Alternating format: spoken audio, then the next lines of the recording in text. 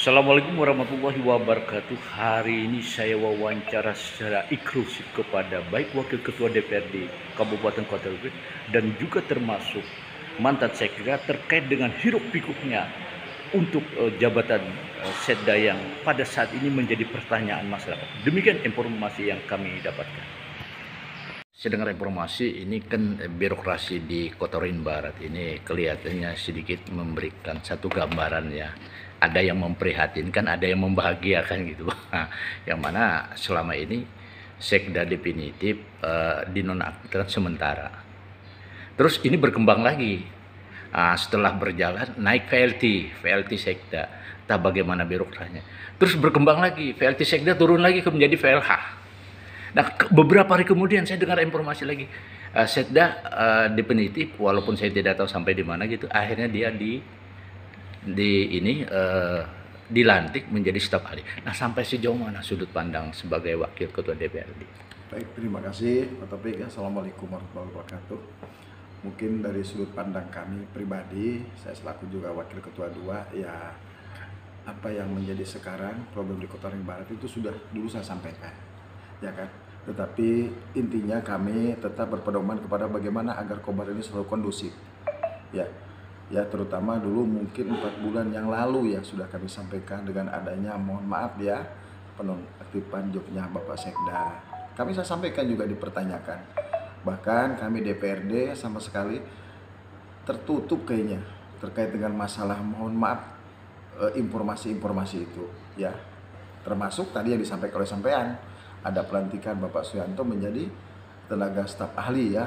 Kami belum tahu secara legalnya loh ya, secara legalnya. Tapi kami nanti akan konfirmasi dulu ke pihak terkait, yaitu Bapak Bupati, ini seperti apa mekanisme. Namun harapan saya ya, inilah suatu kondisi Kota Ring Barat yang jelas kami minta itu Kota Ring Barat selalu kondusif dan birokrasi tetap jalan. Siapapun yang menjadi bupatinya, siapapun yang menjadi sekdanya, memang mungkin salah satu pihak ada yang bisa menerima, ada yang tidak, ya kan? Jadi kami dianggap, mohon maaf, DPRD bukan tinggal diam Mas Topik. Kami hanya ingin menjaga ya supaya kondusif Kobar. Kalau kami mau ribut, kan ribut pasti ribut ini, gitu loh. Tapi kan kasihan masyarakat. Toh sekarang Bapak Suyanto sendiri dengan mungkin jiwa besarnya, mungkin ini akan Tuhan memberikan yang terbaik kok kepada beliau, saya yakin ya. Kalau secara aturan regulasi mungkin ya ini ada sedikit agak melenceng ya, tapi di mana kan kita harus dibuktikan, ya kan, tentunya. Nah, oleh karena itu sudut pandang saya ya, saya karena belum tahu secara resmi dari pihak Pak PJ Bupati, coba nanti akan saya tanya apakah beliau betul, apalagi dilantik, mohon maaf mungkin tersembunyi, tidak tahu kami, ya itu silahkanlah, sah-sah saja menurut beliau mungkin. Tapi dari pandangan kami ya memang harusnya kan ada ya, apa ya, sedikit kalau bahasa ini beradab begitu loh, beretika juga dalam tatanan birokrasi ini. Tapi kami tidak ada satu apa ya, tanggapan yang negatif terkait ini karena ingin menjaga kestabilan di Kota Ring Barat. Intinya itu aja. Apalagi mohon maaf, topik ini tahun politik, kita harus jaga ya agar kondusif, aman sampai 2024. Ya Pak, sedikit Bang, kalau kita berbicara apa yang Bapak sampaikan tadi terkait regulasi melenceng.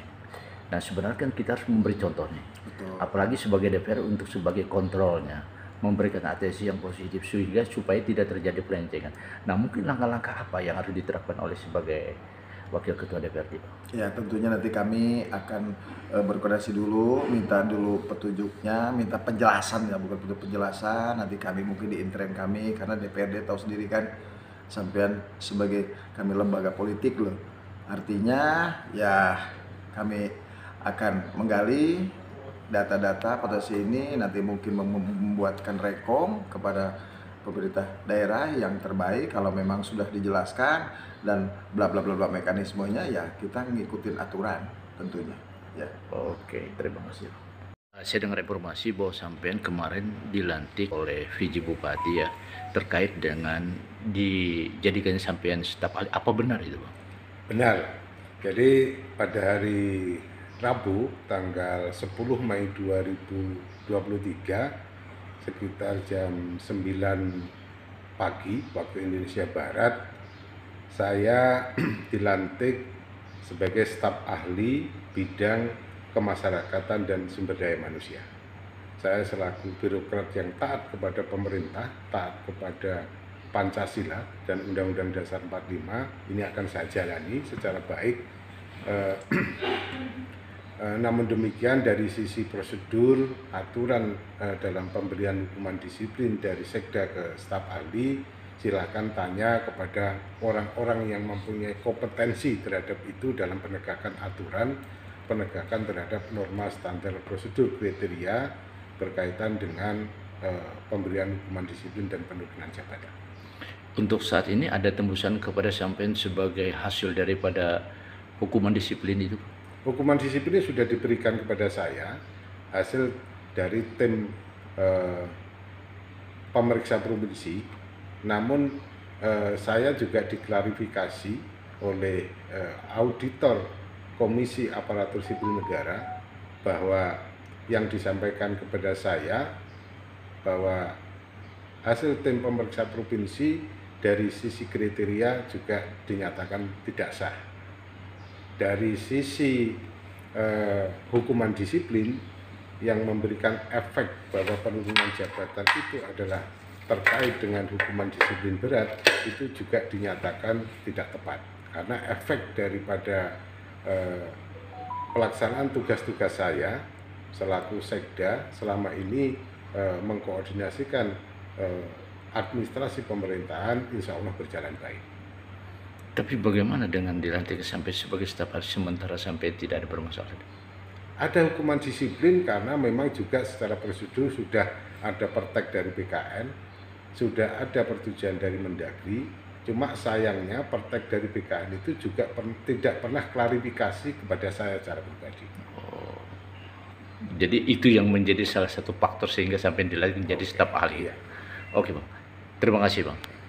Demikian wawancara kami kepada Bapak Suyanto selaku mantan sekda.